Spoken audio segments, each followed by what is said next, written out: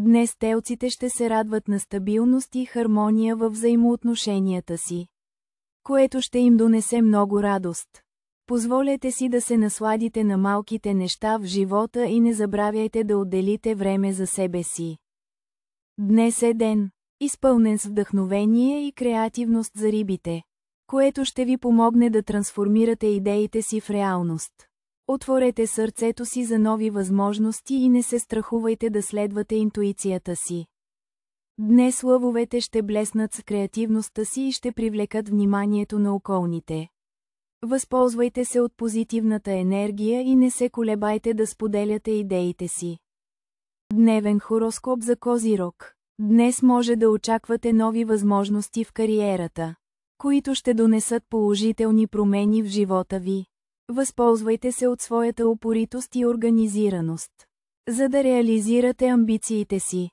Днес овените ще усетят прилив на енергия и вдъхновение, което ще им помогне да преодолеят предизвикателствата.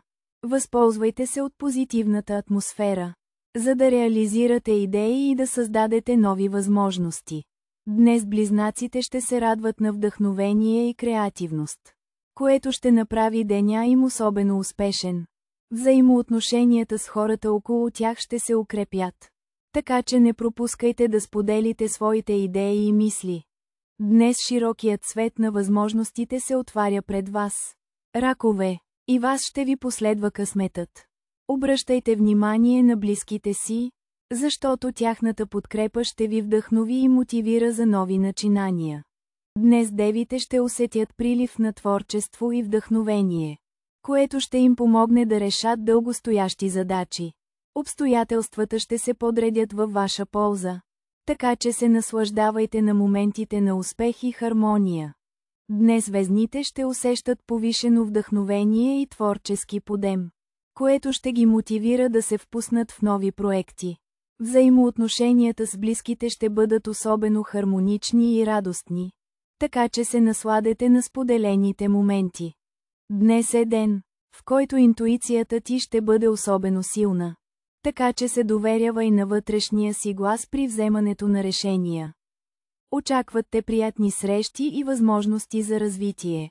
Бъдете отворени към нови приключения.